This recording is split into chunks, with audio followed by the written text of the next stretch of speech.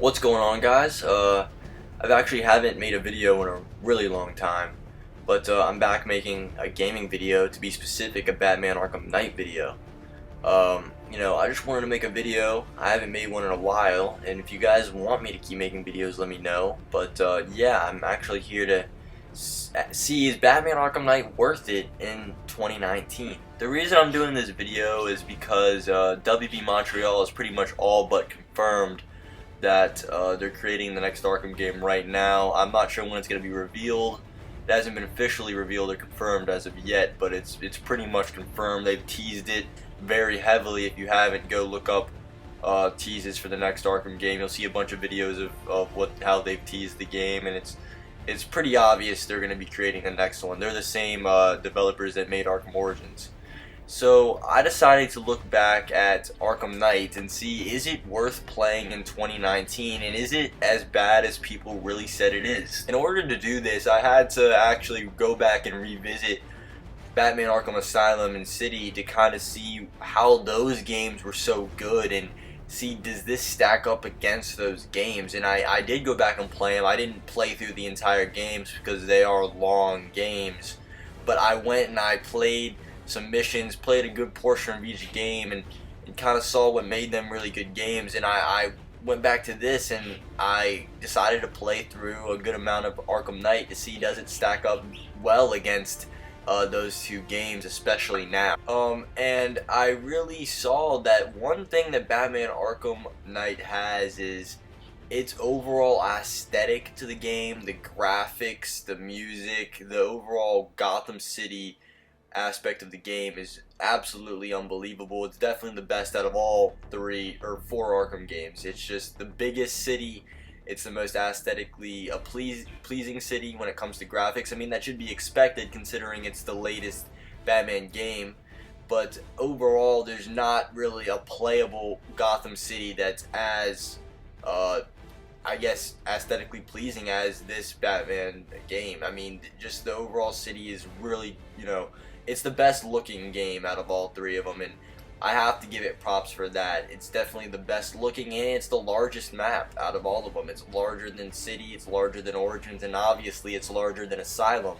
It really does take the cake for the biggest scope of a Batman game so far, and I have to give it props for that. Not just that, I would have to say that the overall combat when it comes to fighting and stuff like that, it's overall the best combat. I mean, it's had, 4 games to perfect it, and I can obviously say that this game does the combat the best. The chain combat, the grappling, the gliding, everything is done the best when it comes to combat in this game as well. When it comes to switching between characters and how you pick missions, the interface of this game, it's definitely the best Arkham game when it comes to the interface and the overall smoothness of the combat and switching between characters.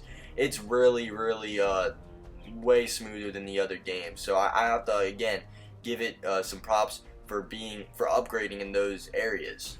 There's still some problems with the game. Obviously, there's probably 2 main problems, I would say, and one of them is pretty obvious, and it's the Batmobile. The last 3 Arkham games, didn't have the Batmobile, and everybody was like, introduce the Batmobile. Everyone wanted Rocksteady to bring the Batmobile into the game because it'd be such a cool, idea. And honestly, I think the Batmobile overall, the way it's, designed and the way it plays is executed pretty well. I mean, I think that the Batmobile is awesome in this game. I just think we had way too much of it. If we had 3 missions or so with the Batmobile, or we just used it to traverse the map or just to get around, then it would have been fine. But we had almost all the game where we had to use the Batmobile. Sometimes we had to use the Batmobile to get to the next point. There was boss battles where we had to use the Batmobile. It wasn't. It was way overused. It should have been where the Batmobile was an option to get past a certain point, or you could, maybe use the Batmobile to get past this, section, but you didn't have to, or something. Or it was just, again, used to traverse the map. It would have been fine, but the Batmobile was used in so many missions. Honestly, it felt like there was more times you were in the Batmobile than you were out of it. And, I still want to have that combat experience more than I want to be driving around in the Batmobile shooting tanks, because it just got repetitive, and I just wanted to, be gliding around as Batman and not be in the Batmobile all the time. I think, again, what they did with it was done well. I think that the mechanics are done well, but we just had way too much of it, way too much, and that's probably my biggest complaint with the game right there. Another complaint that I have with the game, I would say this is probably one of the smaller complaints, but it was annoying, was how Joker was back in this game. He was in all three of the other games, somehow, brought himself into all three of those other games as main villains, and then at this point we all assumed Joker was dead. And he is dead, but he comes back because Batman, of course, is infected with his blood, or he's has the fear toxin in him, and he sees the Joker all the time, and it just, we've seen him so much. It's like he gets so much screen time in here. He probably has more screen time in this game than he does in any other of the Arkham games, and he's not even alive. So it was just an annoyance. And then the fact of somehow Joker's blood infected people, and they all somehow turned into the Joker. That didn't make a whole lot of sense to me, because yeah, the Joker was sick with whatever, the Titan or whatever he was sick with, but I don't think that them having his blood would make them turn into the Joker. I thought that would just make them sick as well, but turns out, people being infected with the Joker's blood turns them straight up into the Joker, which was a little weird. I thought the game could have gone without that aspect, but somehow they had to implement the Joker, and I guess that this was their way of doing it. I didn't really enjoy it. I thought the Joker could have been completely left out, besides some references here and there, because he is the Joker after all, but of course not. But let me get to another good thing about the game. The overall content in this game is really, really extensive. I feel like this game has the most content out of any of the Arkham games. Maybe it's because it's on the Xbox One, it can support a larger map and more content, but I overall feel like there's so much depth in the game. I mean, you have the missions, the main missions, which take a good amount of time, and then you have a bunch of side missions. It takes a long time to 100% completely beat the game.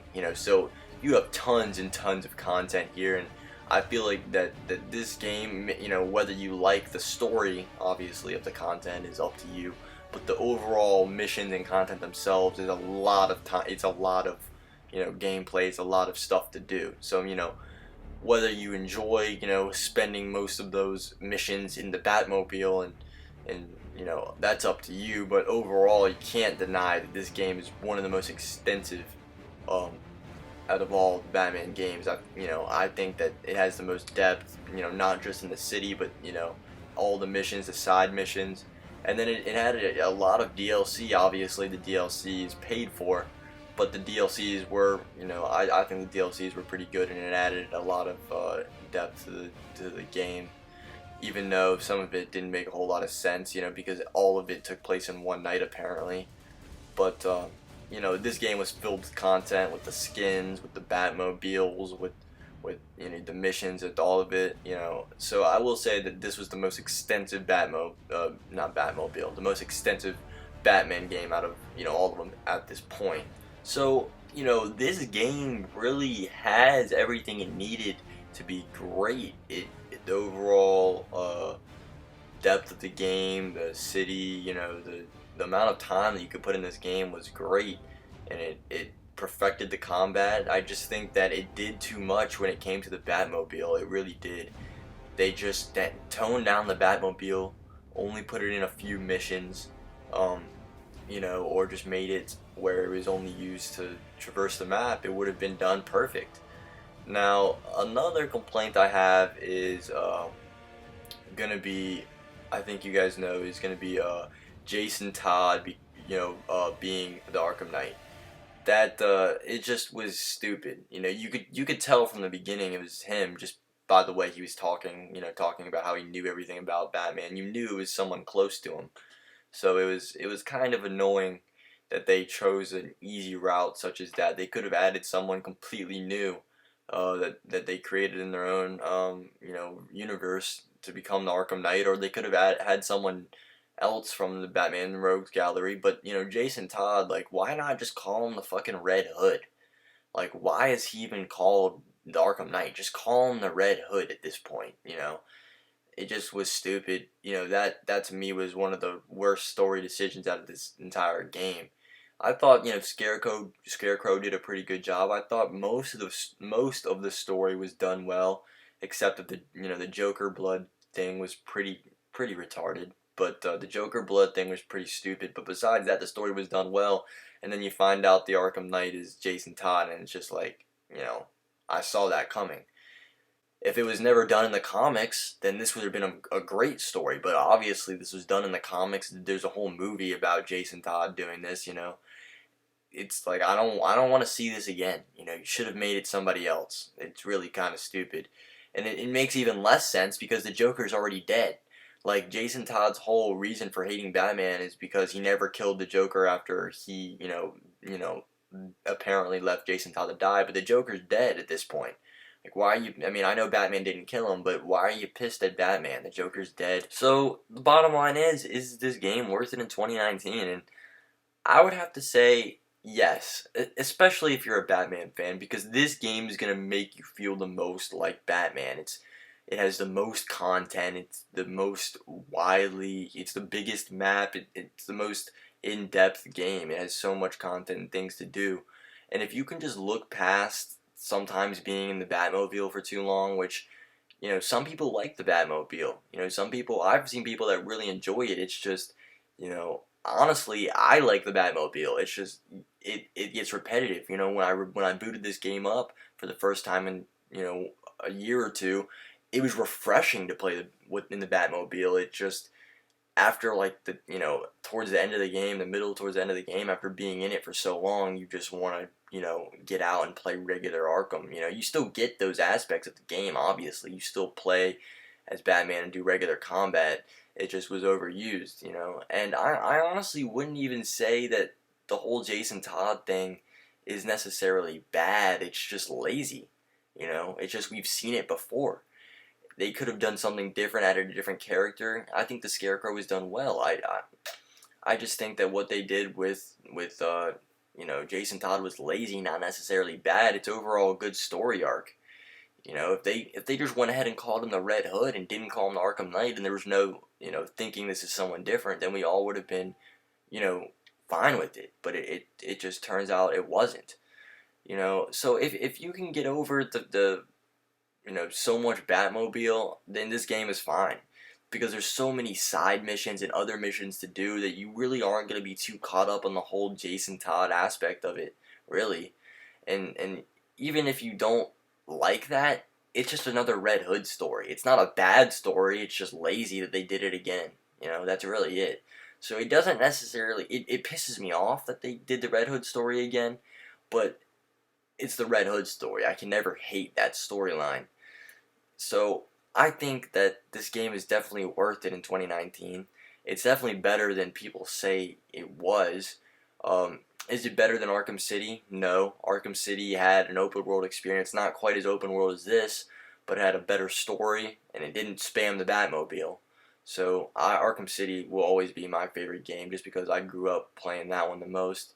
Arkham Asylum, that game had a really good story, probably better than Arkham City, but it wasn't open world, but, that had a great story, and it introduced the combat, of this game. So I think that, this game is still worth playing in 2019, especially to lead up to the new WB Montreal game.